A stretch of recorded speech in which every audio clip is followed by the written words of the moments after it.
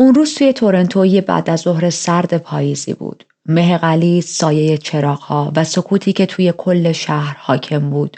انگار یه راز عجیبی رو تو دل خودش پنهان کرده بود. یه بانک کوچیکی توی شهر وجود داشت که آماده تعطیل شدن بود. توی بانک کسی به جز صندوقدار نمونده بود. صندوقدار هم خیلی خسته داشت تلاش میکرد که هر چه سریعتر حسابها رو ببنده تا زودتر بره خونه و روز کاریش رو به اتمام برسونه که یهو در بانک باز میشه. یه مرد غریبه وارد میشه. یه کلاهی روی سرش بود، یک لبخند عجیبی روی لبش داشت، اما نگاهش خیلی سرد بود. یه اسلحه کوچیک از جیبش در میاره بیرون و رو به صندوقدار میگه هر چی پول موجوده رو بریز توی این کیف. اما این فقط یک سرقت عادی نبود و شروع یک سری از اتفاقات عجیب تر بود.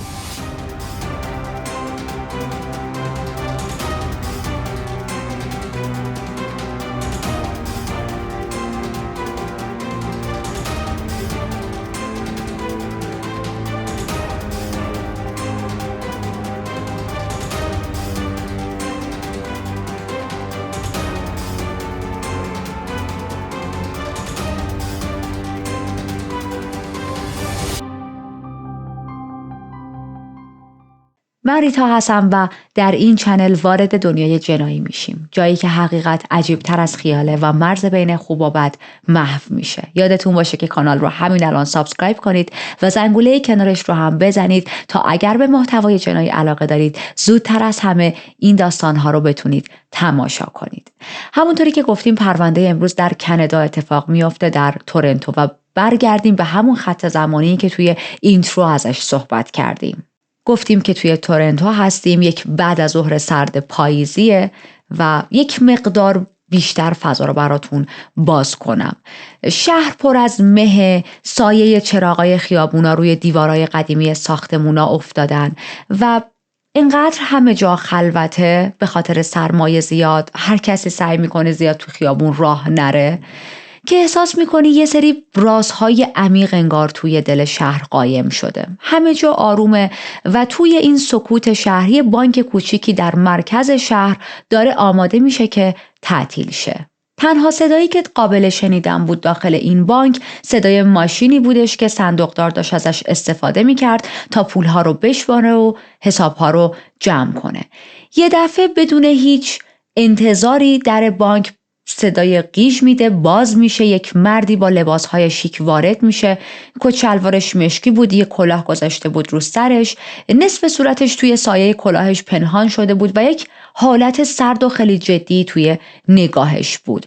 اما عجیب بود به خاطر اینکه یک لبخند موذیانه هم گوشه لبش داشت. نمیدونستی که این آدم مشتریه، باید دلگرم باشی و یا اینکه یک هدف بدی توی سرش داره و میخواد بترسونتت. مرد وارد بانک میشه، با قدمهای مطمئن به سمت پیشخون میره. صندوقدار که یکم شاک شده بود یه لبخند سریع و زورکی میزنه و میگه که چطوری میتونم کمکتون کنم. مرد هیچ حرفی نمیزنه. بعد از چند ثانیه دستشو آروم میبره توی جیب کتش و یک چیزی در میاره. اون شیئی که از جیبش در آورده بود یک اسلحه‌ای بود که نور بانک افتاده بود روش و داشت برق هم میزد. هوا و فضای بانک خیلی سنگین بود.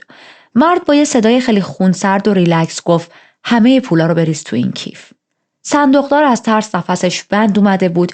بدون اینکه حتی فکر کنه چی کار باید بکنه یا چه حرفی بزنه شروع میکنه به جمع کردن پولا. اما این فقط یک سرقت معمولی نبود. اینجا شروع یک ماجرای عجیبه که اسم ادوین آلونزو بوید رو برای همیشه در تاریخ جنایت‌های کانادا حک میکنه. اما قبل از اینکه کارها و جنایت‌های ادوین رو بیشتر بفهمیم، بریم تا باهاش بیشتر آشناشیم، ببینیم که این ادوین اصلا کیه. ادوین هم مثل خیلی از مجرم‌های دیگه، مثل خیلی از جنایتکارهای دیگه، قرار نبود از دوران کودکی مسیرش اینطوری باشه. ادوین متولد سال 1914 بود و توی یکی از منطقه‌های بسیار بسیار فقیرنشین در تورنتو به دنیا آمد. پدر ادوین یک افسر پلیس بود که به شدت سختگیر بود و به نظم و عدالت و انضباط خیلی اعتقاد داشت. از اون پدرهایی نبود که اگر نظم توی خونه رعایت نشه تمام بچه‌ها رو بگیره حسابی کتک بزنه، اما خیلی براش نظم اهمیت داشت. بد اخلاقی میکرد، بد خلقی میکرد اگر نظم و انضباط توی خونه برقرار نمیشد و از این شخصیت هایی داشتش که دیگه از اون بره بوم افتاده بود. مثلا میگفتش باید بین همه آدم ها در دنیا مساوات و عدالت برقرار باشه، که خب ما میدونیم هیچ جای دنیا همچین چیزی وجود نداره، همچین چیزهایی اتفاق نمیفته. ولی این خصوصیت اخلاقی که پدرش داشت باعث میشد بچه ها با یک دیسیپلین خیلی سمی بزرگ شن، از جمله ادوین. حالا شما این سختگیری های پدرش رو در نظر بگیرید در کنار یک خانواده و زندگی که پر از فقر و محدودیته. یعنی مثلا داشتن از گشنگی میمردن اما حق نداشتن برن حتی یه تیکه نون از یه جا قرض کنن، چون برخلاف باورهای پدر ادوین بود و میگفت ما در کنار اینکه انقدر توی فقریم زیر قرضم نباید بریم مثلا. اما ادوین هیچ وقت از درون نمیتونست باورهای پدرش رو قبول کنه. درسته که به ظاهر نشون میداد باشه بابا من نظم رو توی خونه رعایت میکنم، باشه بابا من حرفاتو بهش احترام میذارم، اما ته دلش میدونست که زندگی و دنیا باید یک چیزی بیشتر از این محدودیت ها براش داشته باشه. این میشه که کم کم رفته رفته از قوانین و قواعد داخل اجتماع بیزار میشه و همیشه دوست داشت طعم آزادی واقعی رو تجربه کنه. میدونست که یکی از کلیدای رفاه و احساس خوشبختی در زندگی پوله، چیزی که توی خانواده‌اش هرگز نداشت. یه مقداری بزنیم جلو و برسیم به دوران نوجوانیش. دوران نوجوانیش و ادوین بیشتر توی خیابونا به ولگردی میگذروند. هرچند هر از گاهی تو دردسرهای کوچیک میافتاد، ولی شخصیتش از این شخصیت‌های جذاب بود که کمکش میکرد از این مشکلات، یا حالا میشه گفت مشکلات بزرگتر، قصر در بره. باز یک مقدار دیگه بزنیم جلو، میرسیم به سنین جوونی ادوین و موقعی که جنگ جهانی دوم شروع شده. ادوین تصمیم میگیره به آرمی ملحق شه، میفرستنش اروپا، جایی که توی میدان جنگ مهارت‌های زیادی رو یاد میگیره که بعدها توی جنایت‌هاش این مهارت‌ها کلی به دردش میخوره. ولی چیزی که بیشتر توی این آدم تقویت شد میل به هیجان و خطر بود، چیزی که هرگز توی زندگیش به خاطر رعایت قوانین و نظم و انضباط نتونسته بود با خانواده‌اش تجربه کنه. جنگ براش فقط یک تجربه نظامی نبود، یه فرصتی بود برای اینکه خودش رو بهتر بشناسه و بتونه ابعاد جدیدی رو درون خودش کشف کنه.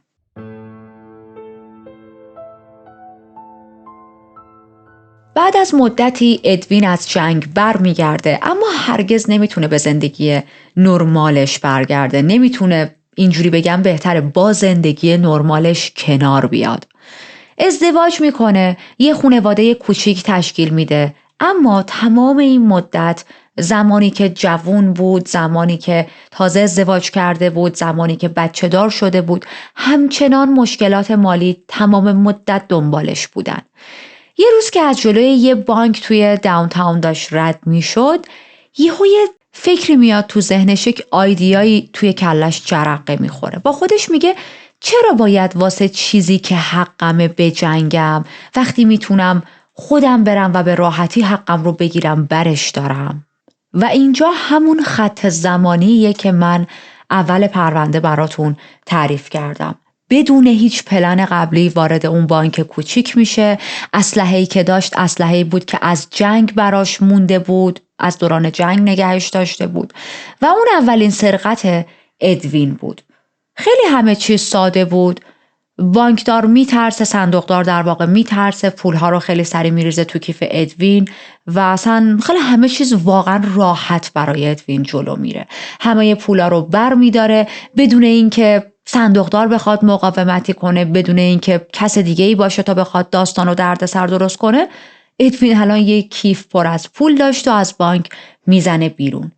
این تجربه اول و البته عالی که برای اکثر مجرمین تجربه های اولشون مخصوصاً بدون پلن هرگز انقدر خوب پیش نمیره، باعث شد هم اعتماد به نفس ادوین خیلی بیاد بالا در رابطه با نقشه های بعدیش و همین که بیشتر و بیشتر تو مسیر تاریکی پیش بره. ادوین خیلی زود فهمید که واسه دست زدن به سرقت‌های بزرگتر به یک تیم حرفه‌ای‌تر نیاز داره. به یکی نیاز داره، به 2 نفر نیاز داره، به چند نفر بیشتر از خودش.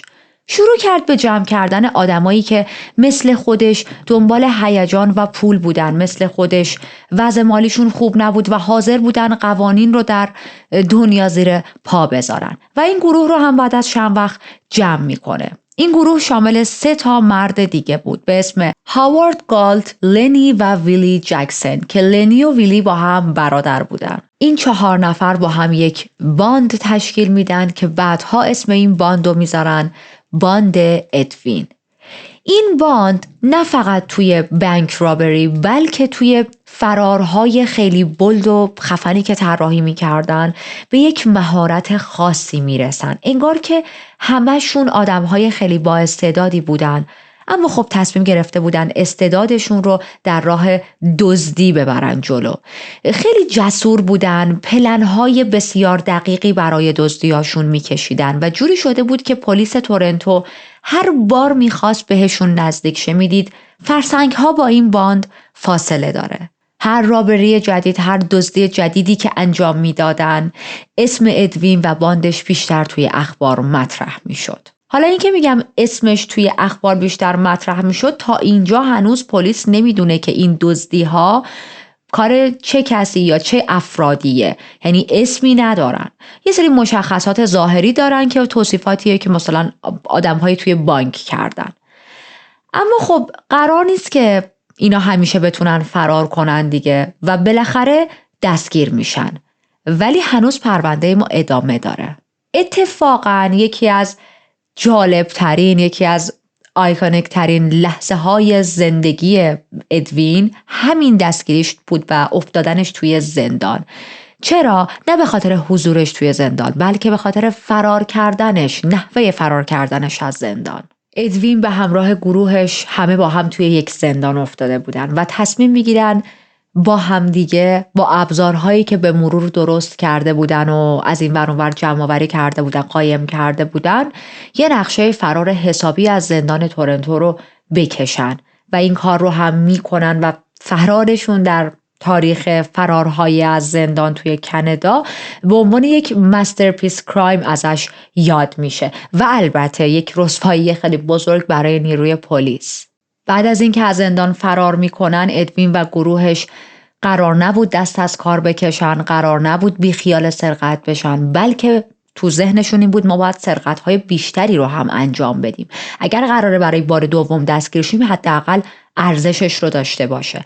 اما دیگه نقشه هاشون رو پیچیده تر کرده بودن، پلن هاشون رو خفن تر کرده بودن، داشتن باگ های کارشون رو میگرفتن به امید اینکه خب به هر حال چانس دستگیریمون بیاد پایین دیگه. اما خب ما میدونیم دارن یک بازی خطرناکی رو با قانون میکنن، ریسک خیلی بالایی رو دارن متحمل میشن و شاید تا همیشه نتونه این ریسک ادامه پیدا کنه. ولی قبل از اینکه ادامه دزدی هاشون رو بعد از فرار از زندان براتون تعریف کنم، میخوام یک مقدار همون فرار کردنه که انقدر هم معروف شده بود اون زمان و باعث رسوایی پلیس بود رو بهتون بگم. چیزی که ما از فرار مجرمین از زندان توی ذهنمون میاد چیزهایی که مووی ها مثلا سریال ها اینا به ما نشون دادن. اما وقتی راجع به زندگی واقعی صحبت میکنیم داستان فرار زندانی ها از زندان یه جور دیگه ایه. مثلا ما شاید از هر 10 فیلمی که راجع به زندان هاست دیدیم 7 تا 8 تاش زندانی ها فرار کردن از زندان. ولی تو واقعیت اینطوری نیست. تو واقعیت اکثر آدم ها وقتی میافتن زندان چانس فرار کردن رو ندارن. توی فیلم ها دیدیم خیلی مسائل رو بزرگ میکنن معمولاً برای اینکه خب واسه بیننده جذابتر باشه، هیجانش بره بالا، ولی باز ما میدونیم توی واقعیت به این راحتی نیست و در عرض مثلا 1-2 هفته یا حتی چند ماه یک زندانی نمیتونه نقشه فرار بکشه و همه چیز رو خیلی عالی برنامه ریزی کنه و لوازم مورد نیازش رو تهیه کنه و بعدش هم خیلی راحت از زندان فرار کنه. اما واقعیت فرار ادوین و اعضای تیمش دقیقاً مثل فیلم ها بود، با اینکه از دل واقعیت داره میاد بیرون. برای اینکه داستان فرارشون رو که گفتم خیلی هم معروفه براتون بگم، باید از فضای زندان شروع کنیم. زندانی که داخلش بودن یک زندان بسیار قدیمی بود با دیوارای بلند و گاردهایی که اصلا انگار ندارن، راه برن، انگار غذا نخوردن، متنفرن از کارشون، حواسشون به چیزی نیست. برخلاف خیلی از زندانهایی که با هم بررسی کردیم و قاتلهای سریالی رو میندازن توش، مجرمهای خطرناک رو میندازن و خیلی سکیوریتی بالایی داره، خیلی سفت و سختگیرن، این زندان اصلا انگار هیچکی نون نخورده بوده، خیلی کسی هیچکی حوصله اون یکی رو نداشته. ادوین از این فضایی که داخل زندان هست سوء استفاده میکنه. یک پلنی توی ذهنش میریزه که از اون پلنایی بود که مثلا شاید حالا حداقل اون زمان به عقل هیچکی نمیرسید. نقشش خیلی ساده بود ولی سوپر اسمارت بود. یه اره‌ای پیدا میکنن و توسط این اره تصمیم میگیرن که میله های یک بخشی رو ببرن.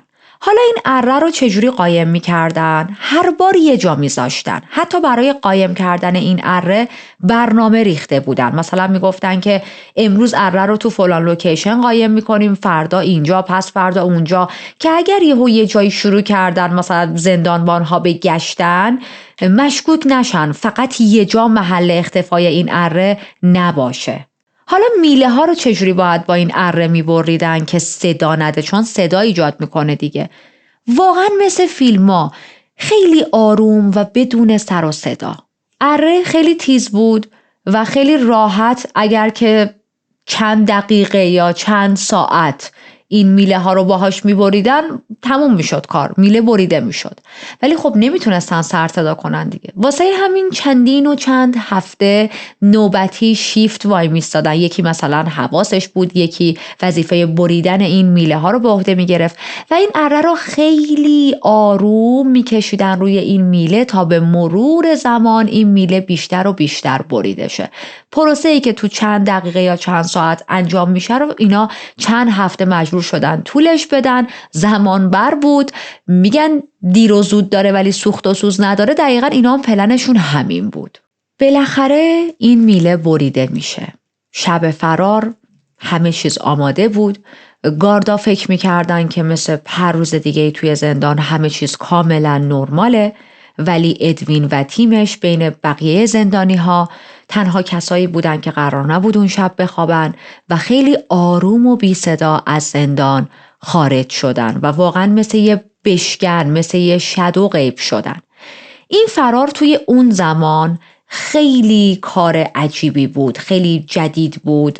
همه راجبش حرف می زدن، همه دربارش توی روزنامه ها می نوشتن و چقدر پلیس رو مسخره کردن. پلیس توی وضعیت خیلی خیلی بدی قرار گرفته بود، چون که مدام از طرف رسانه ها داشت مورد انتقاد قرار می گرفت. بعد از فرار ادوین و تیمش تصمیم گرفتن که یه ذره کمتر توی چشم باشن. اوایل کارشون بعد از اینکه از زندان اومدن بیرون روی مقدار آروم شروع کنن، با آرامش. ولی اگر فکر میکنید که قرار بود کلن آروم بگیرن، نه، کاملا در اشتباهید. این مدتی که آرامش توی شهر بعد از فرار این باند برقرار بود، به خاطر این نبودش که حالا اینا مثلا سرشون به سنگ خورده، به خاطر این بودش که هم میخواستن آبا از آسیاب بیفته، همین که داشتن پلن‌های پیچیده تر میکشیدن برای دزدی هاشون، برای اینکه در آینده دیگه احتمال دستگیریشون خب بیاد پایین تر. حالا وقتی میگم این پلن‌هاشون هی پیچیده تر و پیچیده تر میشد، یعنی چی؟ مثلا اینکه تصمیم میگیرن توی یکی از پلن‌هاشون از ماشین‌های کرایه‌ای از این به بعد استفاده کنن تا پلیس گمراه شه. وقتی که با ماشین‌های خودشون برن به بانک‌ها و از بانک‌ها دزدی کنن، خب پلیس خیلی راحت‌تر میتونه پیداشون کنه تا ماشین‌های کرایه‌ای. ماشین کرایه‌ای هم اون زمان خیلی راحت با چند تا آیدی کارت مثلا فیک و جعلی میتونستن بگیرن دیگه. پیاده هم که نمیتونستن برن دزدی، پس گرفتن ماشین اجاره‌ای یکی از ایده های خیلی خوب بود توی نقشه های دزدیشون. یا مثلا یه چیز دیگه که توی نقشه هاشون همیشه ثابت بود این بود که تغییر هویت برای خودشون به وجود بیارن. یه بار مثلا جاهای مختلف وقتی میرفتن خودشونو به عنوان فروشنده جا میزدن، یه بار لباسشونو عوض میکردن، شغلشونو متفاوت میگفتن، سعی میکردن ظاهرشون رو تغییر بدن و اینطوری بودش که بعد از هر بار دزدی از بانک، پلیس وقتی میرفت تا با آدمهایی که توی بانک اون لحظه بودن و دزدها رو دیدن صحبت کنه، هر کدوم یه دیتای متفاوتی در اختیار پلیس قرار میدادن. یکیشون میگفت مثلا 3 نفر بودن، یکیشون میگفت طرف 1 نفر بود، یکیشون میگفت جوان بود، یکی میگفت پیر بود. یعنی هر بار پلیس اینطوری بودش که چند تا دزد مگه ما داریم؟ مگه اینا باندشون چقدر بزرگه؟ یا اصلا شاید حالا آمار جرم و جنایت و دزدی توی شهر زیاد شده و اینا همه 1 نفر نیستن. ولی خب این زندگی توی سایه، زندگی مجرمانه خلافکارانه، یه استرس خیلی بزرگی رو هم به همراه داره دیگه. اونجوری نیست که همش حالتی باشه طرف بره پول بدزده خوش و خورم برگرده خونه پولاشو بشماره و یک زندگی لاکچری برای خودش درست کنه. استرس هایی هم داره. مثلا هر بار که ادوین داشت توی خیابون راه میرفت، حالا تنها، با دوستاش، با اعضای گروهش، با اعضای باندش، با خانواده‌اش و ماشین پلیس از کنارشون رد میشد، اینطوری بود که تا مرز سکته کردن پیش میرفت. یا هر بار که یه پلیسی یک آدمی بد نگاه میکرد بهش، نفسش بند میومد. اینطوری بود که نکنه این آدم منو شناخته، نکنه یکی از کسایی، نکنه پلیسیه که بهم شک کرده، نکنه این رهگذره که داره رد میشه از رو به روی من بره و بد منو نگاه کرده، یکی از همونایی که توی بانک کار میکرد و تونسته چهره من رو شناسایی کنه. اما خب از نظر شخصیتی همونطوری بود که این ترس و استرس زیاد رو بروز نمیداد تو ظاهرش. یعنی از درون حالش بد میشد، دستش یخ میکرد، فشارش میافتاد، اما جلوی بقیه خم به ابروش نمی آورد. شما نگاش میکردی میدیدی چقدر کوله، چقدر ریلکس، اصلا انگار نه انگار. و البته ادوین خیلی هم اعتیاد پیدا کرده بود به این هیجان‌های شدید و زیادی که از نقشه‌های دزدی میاد سراغش. حالا خیلی برای همه داره سوال پیش میاد قطعاً که تا اینجای داستان که چندین و چند بار دزدی کردن و تو هر دزدیشون هم مثلا مبالغ تقریبا زیادی رو تونستن به جیب بزنن، ادوین و گروهش چقدر تونستن پول بدزدن؟ این همه ریسک کردن رو برای چقدر انجام دادن؟ تا اینجای خط زمانی که ما هستیم تونستن حدود 250,000 دلار از بانک ها سرقت کنن. البته این دلاری که دارم بهتون میگم USD نیست، کانادین دلاره، اما خب باز هم واقعا پول زیادیه برای اون زمان. همین الان هم یک نفر در اثر دزدی بتونه 250,000 دلار اگه جا بدزده پول خیلی زیادی حساب میشه، چه برسه به اون دهه هایی که ما داریم ازش صحبت میکنیم. در واقع اگر بخوام معادل الانش رو بهتون بگم، ببینید دزدی ها داره توی سال 1950 اتفاق میفته. با در نظر گرفتن تورم و حالا اینجور مسائل، تقریبا یه چیز معادل 2.5 میلیون دلار الی 3 میلیون دلار کانادایی انگار الان پول دزدیدن. خب پول خیلی زیادیه دیگه. حالا این پولا رو چیکار میکردن؟ برای زندگیشون خرج میکردن. همشون برای خودشون زندگی های خیلی لاکچری درست کرده بودن و البته بخش زیادی از این پول رو هم باید خرج میکردن برای نقشه های آیندهشون، برای دزدی های آیندهشون، برای فرارهایی که میخوان بکنن، مثل همون درست کردن آیدی کارت مثلا فیک یا حالا هر چیز دیگه‌ای که تو ذهنشون داشتن. منظورم اینه که خود دزدیه هم یک هزینه هایی روی دستشون مینداخت اگر که میخواستن پلنشون خیلی خوب جلو بره و گیر نیافتن، و اونطوری نبود که بگیم کل پولا میتونن بزنن به جیب خودشون. ولی الان از نظر وضعیت مالی زندگی ادوین خیلی تغییر کرده. ادوینی که چشمش رو توی یک خانواده فقیر باز کرد و همیشه مشکل مالی بخش پررنگ و مهمی توی زندگیش بود، الان تونسته طعم پول داشتن رو بچشه و حتی یک رفاه و امنیتی رو برای خانواده‌اش بیاره.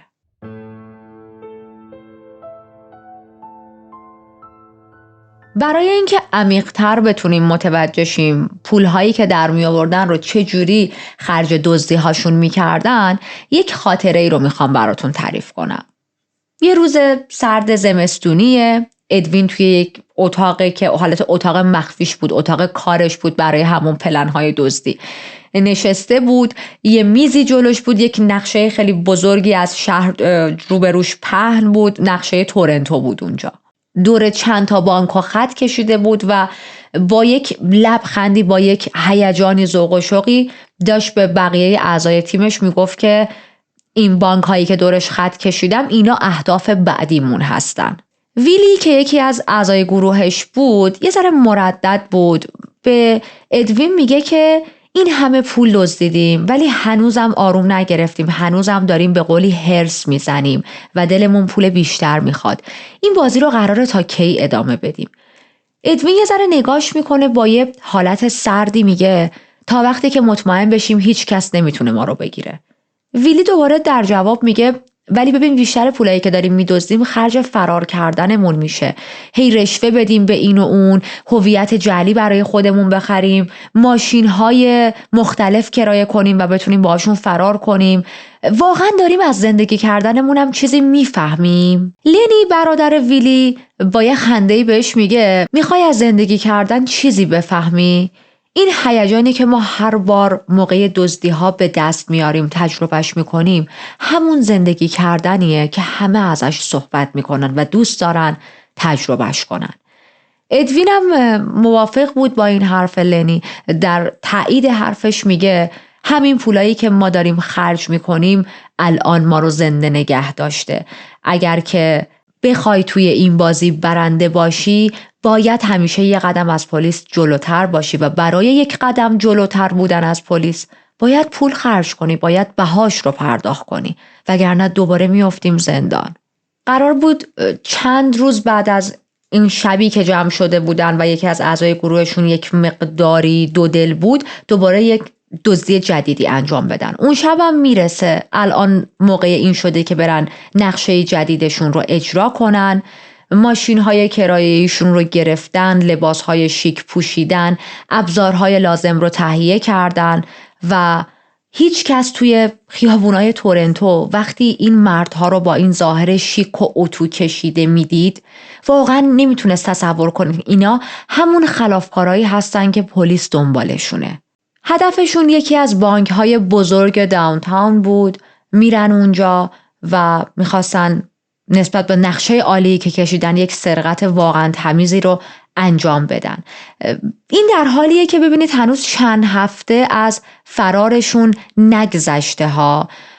اینقدر دارن تون یه جورایی میشه گفت هر شب یا یه شب در میون از بانک های مختلف دزدی میکنن.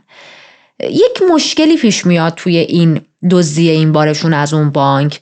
متوجه میشن که بخش خیلی زیادی از پولهایی که دزدیدن و برای ابزار مختلف مثل قفل شکن جدید خرج کردن و پول زیادی نمونده. خب بخش زیادیش هم تقسیم کرده بودن، هر کدوم به زندگی شخصی خودشون زده بودن دیگه.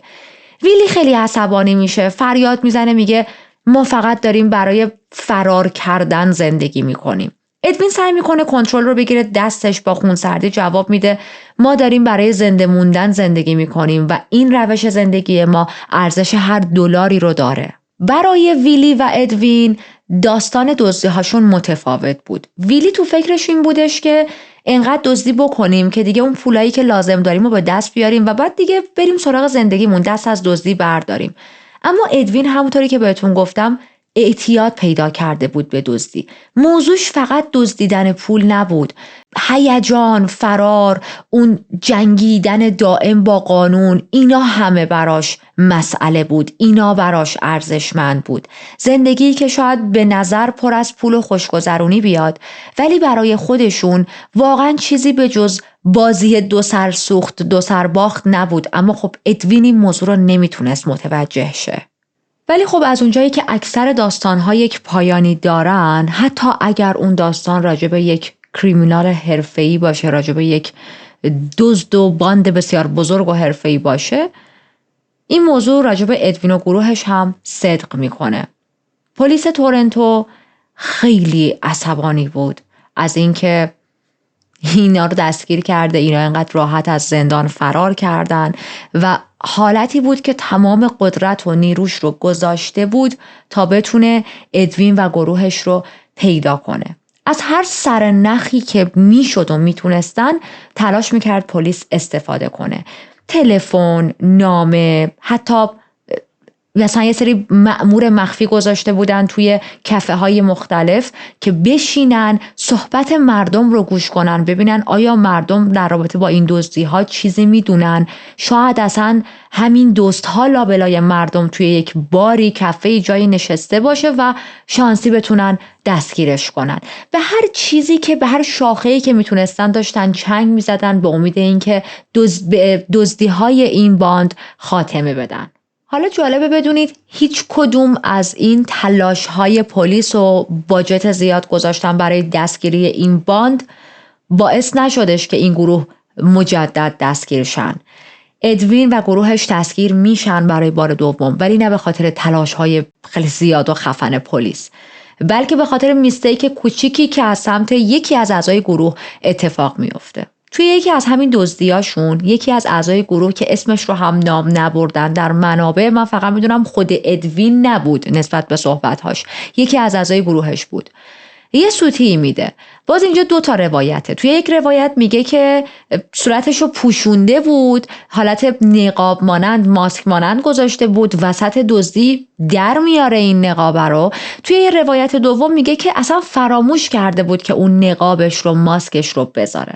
به هر حال هر کدوم از اینا اتفاق بیفته یکی این کارا رو میکنن و صورت یکیشون دیده میشه، شناسایی میشه. بعد از اینکه دزدیشون رو انجام میدن، پلیس خیلی سریع دست به کار میشه، میاد با شاهدها صحبت میکنه. از شانس خوب پلیس یکی از شاهدها صورت یکی از اعضای باند رو دیده بود، مشخصاتش رو به پلیس میگه، چهره رو شناسایی میکنن و میفهمن که بله ما باید دنبال چه کسایی بگردیم. مستقیم دم خونه هر کدوم از این اعضا نیروهای مختلف پلیس میذارن، محاصرهشون میکنن و ما بریم دم خونه ادوین. شب بود، حالتی بودش که ادوین برای اولین بار توی زندگیش احساس میکرد من دیگه واقعا راه فراری ندارم. وقتی که از پنجره بیرون رو نگاه میکرد، تمام اطراف ساختمونی که داشت با خانواده‌اش زندگی میکرد رو پلیس محاصره کرده بود. یک درگیری کوتاهی بینشون به وجود میاد، اما در نهایت ادوین و تمام اعضای باندش رو دستگیر میکنن. ما رسیدیم به سال 1952. ادوین دستگیر شده. ادوین و اعضای گروهش محاکمشون قراره توی یکی از دادگاه‌های تورنتو باشه و دادگاهشون یک دادگاه خیلی خیلی جنجالی بود، به خاطر جنجالی بودن کلن اخبار دزدی‌های ادوین و گروهش، به خاطر سرقت‌های زیادی که از بانک‌ها کرده. خب مبلغ خیلی زیاد بود، فرارهاشون جسورانه بود، پلیس رو تحقیر کرده بودن، برای همین خیلی دادگاهشون واقعا ترند شده بود. رسانه‌ها هر روز فقط داشتن راجع به دادگاه این باند تیتر می‌نوشتن. یکی از معروف‌ترین تیترها توی روزنامه‌ها این بودش که مثلا پایان باند معروف ادوین. دادگاهشون رو بخوام براتون خلاصه کنم، حکم ادوین صادر شد 14 سال زندان. الان با قوانینی که داریم و توی کشورهای دیگه 14 سال زندان برای یه چیز معادل 2.5 میلیون دلار، 3 میلیون دلاری که بهتون عقب‌تر گفتم، واقعا 14 سال خنده داره و ما میدونیم که الان اکثر دولت‌ها حکم‌های سنگین تری میدن. اما خب برای اون زمان، و ما داریم از کانادا صحبت میکنیم دیگه، این حکم خیلی سنگین به نظر می اومد. یعنی همه خیلی تعجب کردن که 14 سال زندان به ادوین دادن به خاطر حالا این کار. به بقیه اعضای گروهش هم به هر کدومشون بین 8 تا 12 سال زندان دادن. حالا دلیل این سنگین بودن حکم نسبت به اون زمان در کشور کانادا چی بوده؟ قاضی دادستانی قانون میخواست این رو به مردم نشون بده که این پیام رو مردم دریافت کنن که چقدر این دزدی‌ها آسیب زده به جامعه و چقدر قانون شکنی مثلا این آدم‌ها اذیت کرده نیروی پلیس رو و خب ما هم سخت‌ترین مجازات رو، سنگین‌ترین حکم رو براشون در نظر گرفتیم. ادوین بعد از ورودش به زندان برای بار دوم خیلی آروم شد. نه از اون آرومایی که مثلا ناشی از آرامش درونیش باشه، بلکه از اون آرامش هایی که انگار دیگه تسلیم شده، سرنوشت خودش رو قبول کرده. روزایی که توی زندانش میگذروند روزای بسیار ساده‌ای بود، ولی خب اون اسم و سایه دزدی‌های گذشته‌اش همیشه باهاش بود دیگه، یعنی جزو بچه معروف‌های زندان بود بخوام عامیانه بگم. یکی از نگهبانا میگفت که ادوین آدمی نبود که با قانون کنار بیاد، ولی تو زندان انگار قبول کرده بود که دیگه این بازی تموم شده. با اینکه 14 سال حکم داشت، اما 10 سال که از زندانش میگذره پروندهش رو دوباره بررسی میکنن. وکلاش در واقع درخواست عفو داده بودن، گفته بودن که ادوین خیلی تغییر کرده توی این 10 سالی که توی زندان بوده، از دردسر دور بوده، اصلاح شده، اون چیزهایی که باید یاد میگرفته رو دیگه یاد گرفته توی زندان. و توی این خط زمانی ادوین 48 سال است. اتفاقاً با این آزادی مشروطش هم موافقت میکنن. روزی که بهش خبر آزادی مشروطش رو میدن هیچ واکنش خاصی نشون نداد. فقط خیلی آروم گفتش که به نظر میاد سیستم و دولت یک بار که شده کارشون رو درست انجام دادن. میدونید یه حالتی که کلن از این افکارها و تصورهایی داشتش که تمام سیستم‌ها، تمام دولت‌ها ناکارآمد هستن، باگ توشون زیاده و خب حالا این یه بار که تصمیم گرفتن من آزاد شم، این بار رو خیلی مثلا عاقلانه فکر کردن. به هر حال با آزادی مشروطش موافقت میشه و وقتی که از زندان میاد بیرون واقعا از دنیای جنایت، از دنیای دزدی فاصله میگیره. میره به یک شهر کوچیکتری که از شهرهایی که اطراف تورنتو بود و اونجا به عنوان راننده برای افراد معلول کار میکنه. متاسفانه من اطلاعاتی نتونستم موثق پیدا کنم که خب خانواده‌اش چی شدن، دوباره برگشت به همون همسرش، بچه هاش چی شدن، هیچ اطلاعاتی نبود. برای همینم چیزی ندارم که بهتون بگم. اما چیزی که واسه همه عجیب بود، مردی که یک زمانی اسمش سرتیتر تمام روزنامه ها بود، تاپیک اصلی افراد پیر و جوان توی کافه ها و رستوران بارها و مثلا پاب ها و جاهای مختلف بود، حالا الان زندگی در سکوت رو انتخاب کرده بود بعد از اینکه از زندان اومده بیرون. در واقع از نظر من زندگی بعد از زندان برای ادوین یک جور آشتی بود، نه آشتی با قانون بلکه آشتی با خودش. یاد گرفته بودش که به یک آرامشی توی زندگیش برسه، یک آرامشی رو نگه داره. ولی خب هنوز هم خیلی جاها وقتی اسمش رو میگفت همه اینطوری بودن که ادوین بوید، مثلا همون که چندین سال پیش فلان دزدی ها رو انجام داده بود. بعد از آزادیش خیلی تلاش میکنه که از توجه مردم دور بمونه. البته با چند تا از خبرنگارها و نویسنده ها صحبت میکنه، باهاش مصاحبه میکنن. من هم خیلی از چیزهایی که امروز براتون تعریف کردم جمع‌بندی همون صحبتهاش با خبرنگارها و نویسنده هاست، ولی به طور کلی آدمی نبودش که زیاد صحبت کنه با رسانه ها. تنها موردی که ثبت شده اینه که یه بار توی پاسخ به این که یکی مثلا ازش پرسیده بود چرا داستانات هنوز مردم رو جذب میکنه، جواب داده بود که شاید چون مردم عاشق داستان آدم‌هایی هستن که با سیستم می‌جنگن. تا سال 2002 زندگی ادوین کاملا توی سکوت و آرامش بود و توی سال 2002 در سن 88 سالگی از دنیا میره. اما هنوز هم داستانش رو توی کتاب‌ها، مستندها و حتی توی حرف‌های خود مردم تورنتو خیلی زیاد شما میتونید ببینید، بشنوید و بخونید. بعضی‌ها اونو یک قهرمان میبینن که با سیستم جنگید، بعضی‌ها هم میگن نه، اون یک جنایتکار خطرناکی بود که راه افتاده بود داشت از مثلا بانک‌ها دزدی میکرد.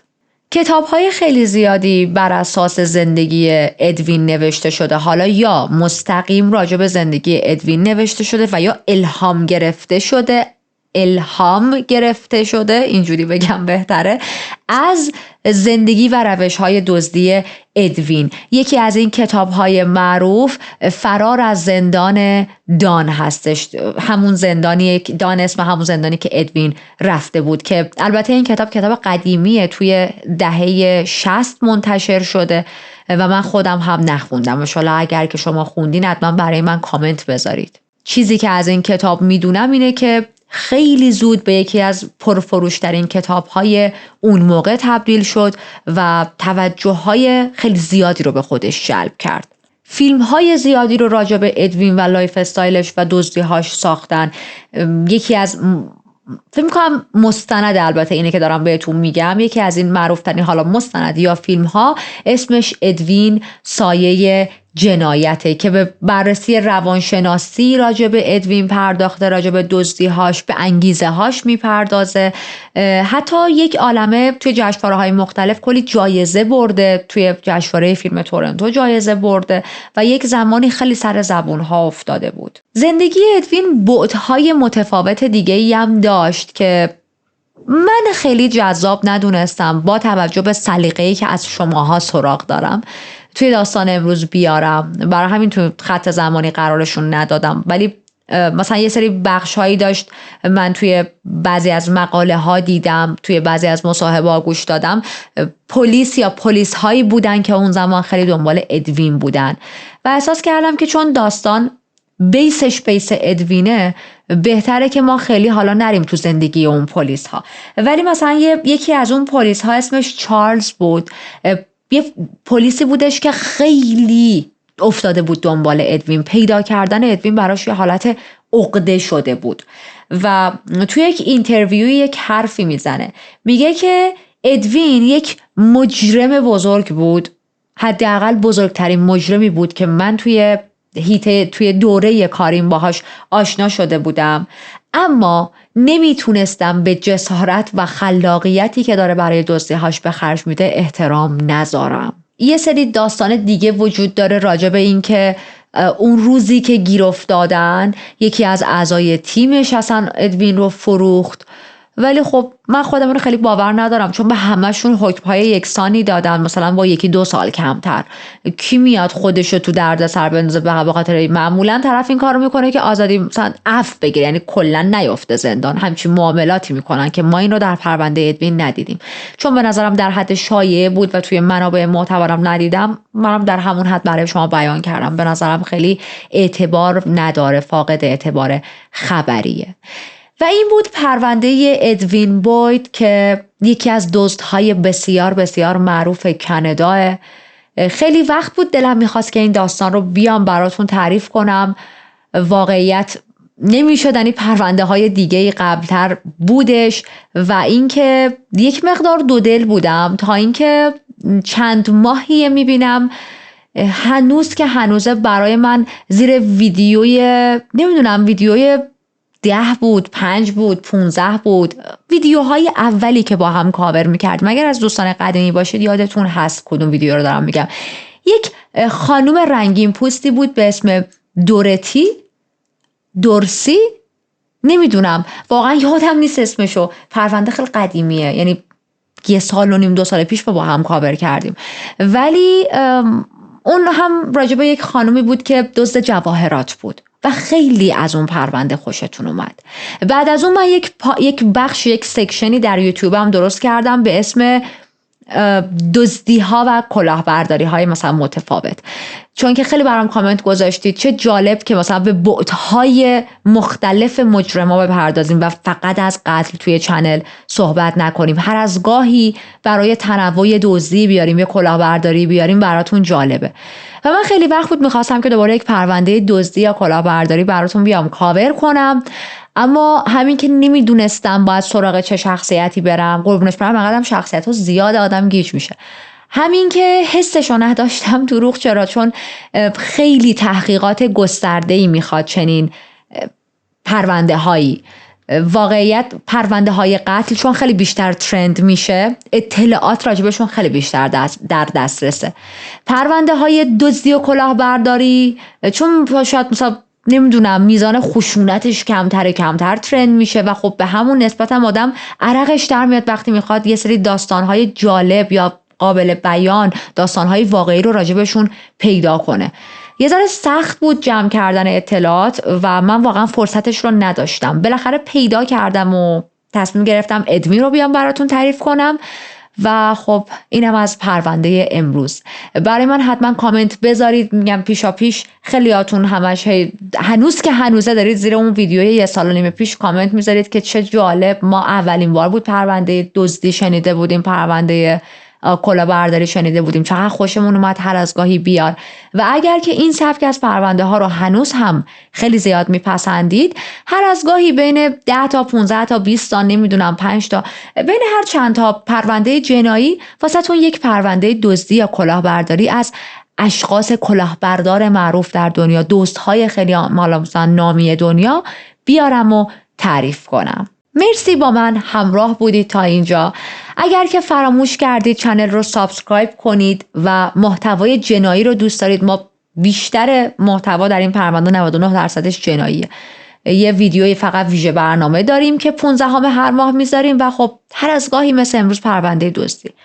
خیلی خوشحال میشم که چنل رو سابسکرایب کنید. اگر که کامنتی دارید حتما برای من بنویسید، کامنت ها رو میخونیم. مثل همیشه ممنون تا اینجا من رو همراهی کردید و به زودی با یک پرونده جدید میام سراغتون.